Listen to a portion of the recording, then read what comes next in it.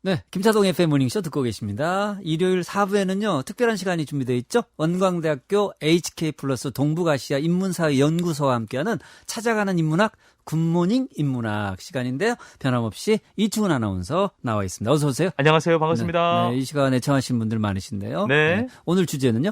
오늘은 꿈에 대한 이야기를 한번 나눠보려고 해요. 한국과 일본 청년들의 이 시대적 변화에 따른 꿈은 과연 어떻게 또 변화했을지 재미난 이야기 담아왔습니다. 저도 애청하겠습니다. 기대가 되는데요. 지금부터 만나보시죠.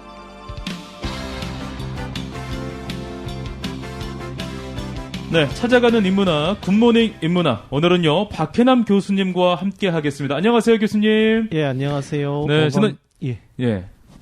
원광대학교의 박해남입니다. 네, 지난 저희 여름에도 만났었는데 그때는 스포츠 관련해서 이야기를 해줬어요. 예, 그랬었죠. 예, 오늘은 스포츠하고는 뭐랄까 좀 맞는 거기도 하면서 요거는 좀 다른 이야기. 예, 주제가 한국 청년의 꿈, 일본 청년의 꿈. 예, 네. 맞습니다. 예, 다소 다른 주제를 가져와 봤는데요. 예.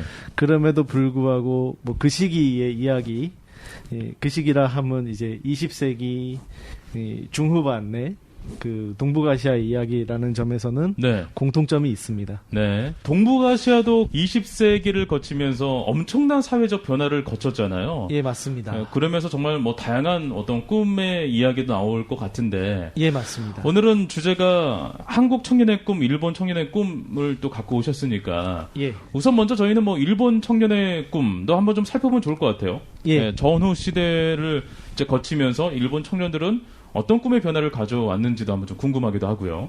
예, 맞습니다. 네. 그 일본 청년의 꿈에 관해서는 일본의 유명한 문화사회학자인 미타무네스케라는 분이 계신데요. 네. 그분의 논의를 제가 이제 소개를 해드리려고 합니다. 음. 이분에 따르면 2차 대전이라고 하는 것은 국가가 네. 사람들에게 꿈을 심어준 것이었다라고 이야기를 합니다. 대동아 그래요? 공영권을 네. 만들겠다. 미국과 영국을 상대로 싸워서 승리하고 세계적 제국이 되겠다라는 꿈을 사람들한테 심어준 거죠. 그러니까 국가주의를 심어준 거죠. 예, 예. 네. 근데 그 꿈은 음. 잿더미로 변했죠. 그렇죠. 예. 자, 그러면 이 사람들이 꿈도 희망도 없었는가? 근데 그 와중에 꿈과 희망이 또 솟아납니다. 허허. 예. 이게 뭐냐면 되게 아이러니한 건데 미국이 그 꿈 중에 하나가 돼요. 오히려 미국으로 인해서 예. 예. 잿더미가 됐는데 미국을 통해서 또 꿈을 찾아요. 예. 그 사람들이 들어와서 예. 살아가는 모습을 보니까 네네. 잘 사는 거예요. 동경의 대상이 되는 그런 생활을 하는 사람들인 거예요. 네. 그래서 새로운 꿈을 꾸기 시작을 한다라는 이야기를 합니다. 네. 다양한 전자제품을 집안에 들여놓는 것들, 네. 자동차나 여러 가지 풍요로운 소비의 아이템들을 갖는 것을 누구나 너도 나도 추구하기 시작을 합니다. 네네. 1968년도에 일본은 자본주의 국가 내에서 예. 넘버 2에 오르게 됩니다. 그렇죠. 그리고 70년대에 오일 쇼크 때 잠깐 멈칫하더니 네네. 다시 또 경제 성장을 해요. 예.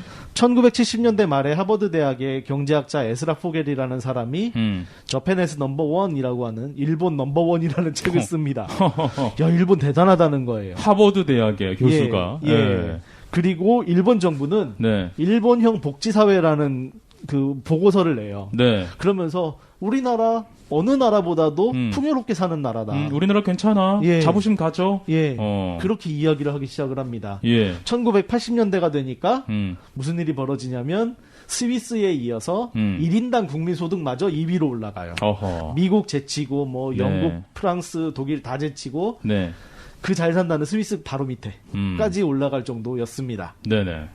꿈의 시대였네요. 일본으로. 예, 진짜 입장에서 꿈꾸는 게 봤어요. 다 이루어지고 있는 거죠. 네네. 예, 그 가난을 벗어나고 잿더미에서 부흥하고 싶었고 가난을 벗어나고 싶었는데 그게 다 이루어지고 있는 거고 예. 서양처럼 살고 싶었는데 그게 이루어지는 거예요. 예, 예.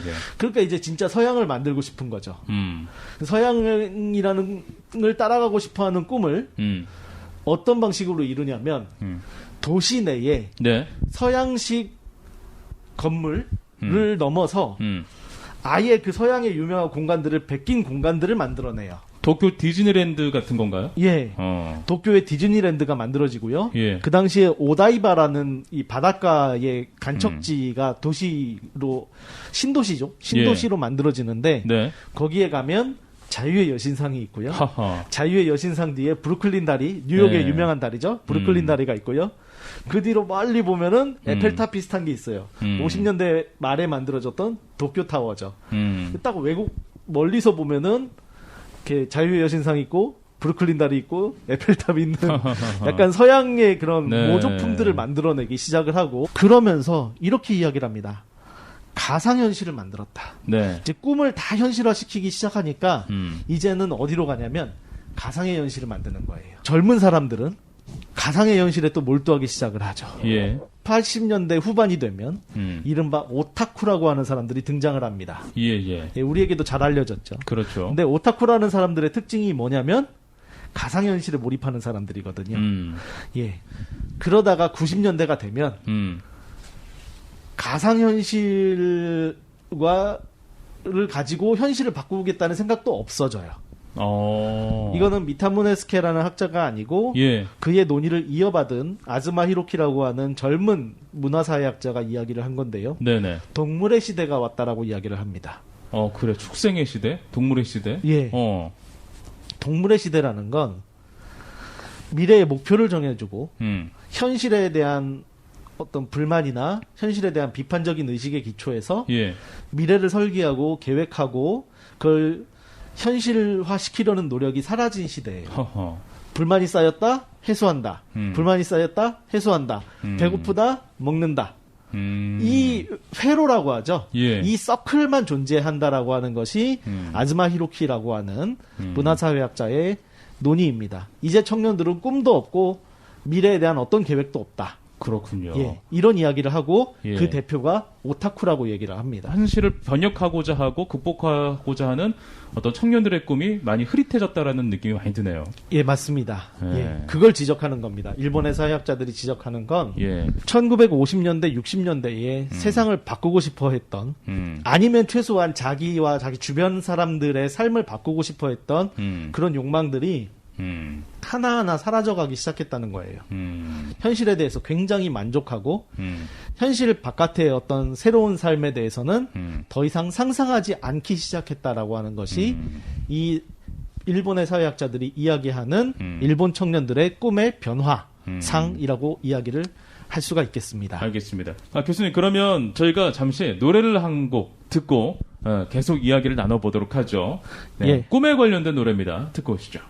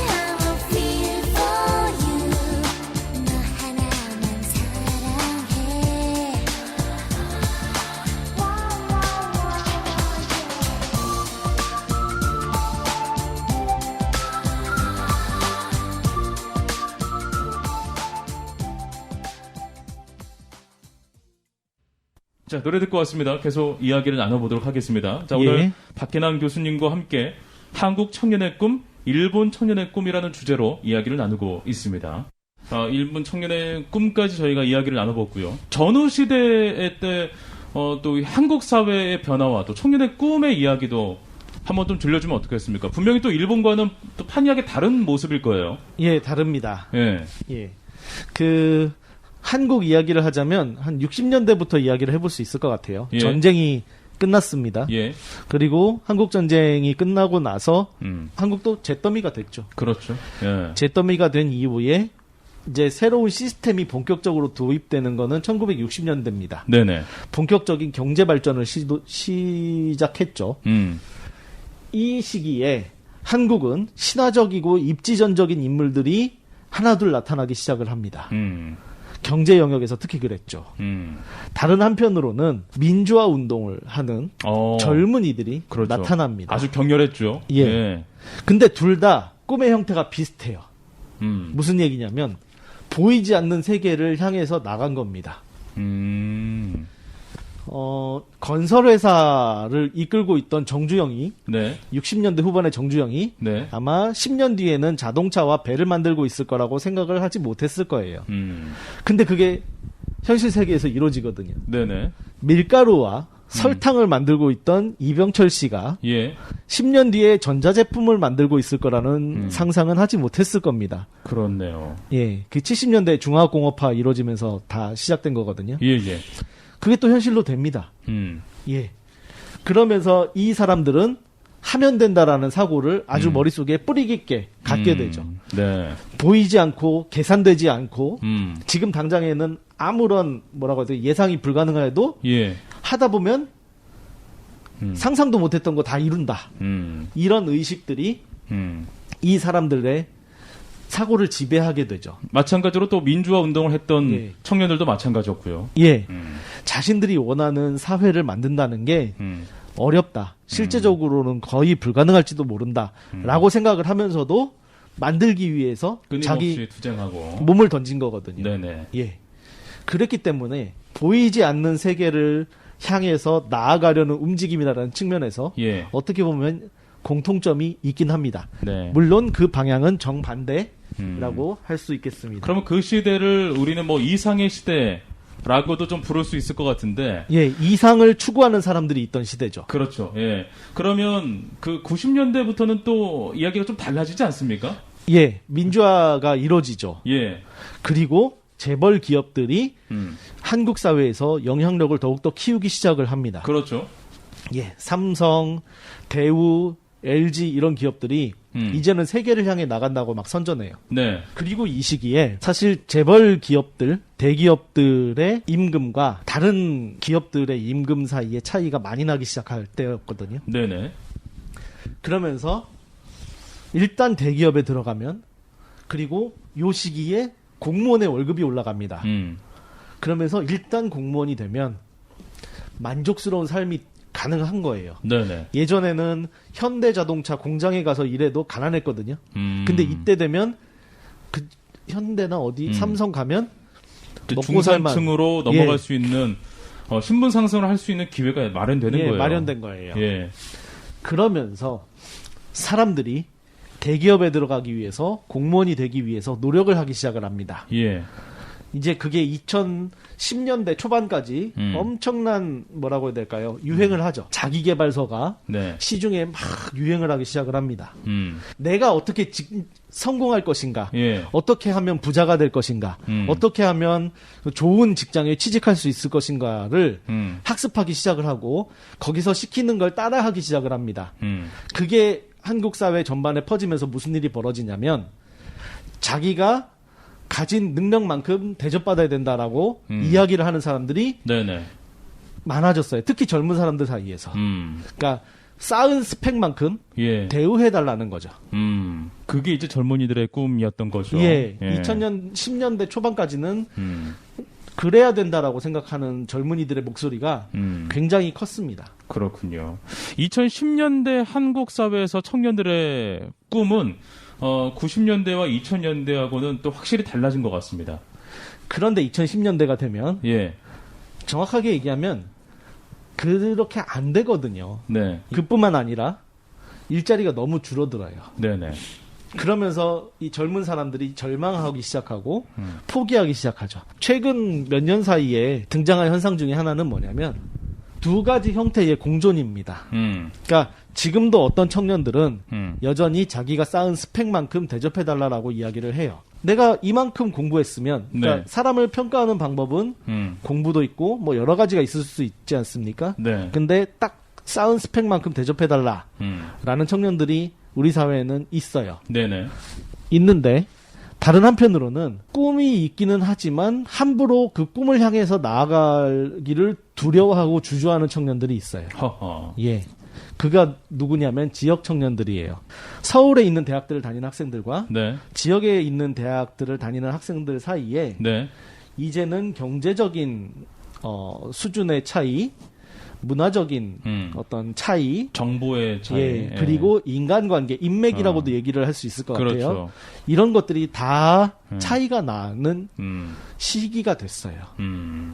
그러면서 지역에 있는 친구들은 보이지 않는 것을 함부로 생각해내기가 너무 어려운 거예요. 두려운 거죠. 예. 네. 그러면서 이제 하면 된다가 사라진 거예요. 오늘날에 하면 된다는 뭐냐면은요, 이런 겁니다. 준비 다 돼 있다. 부모님이 서포트할 수 있고, 주변에 그 길로 이끌어줄 수 있는 사람도 있고, 본인도 충분히 재능도 있어요. 예. 그때 젊은 사람들은 말합니다. 하면 네. 된다. 근데 그런 걸 다 갖춘 사람이 몇 명이나 되겠습니까? 그러면 젊은 사람들의 사고는 반대로 변합니다. 네. 되면 한다. 되면 한다로. 예. 예. 갖춰지면 한다. 예, 함부로 했다가 착취당하는 거예요.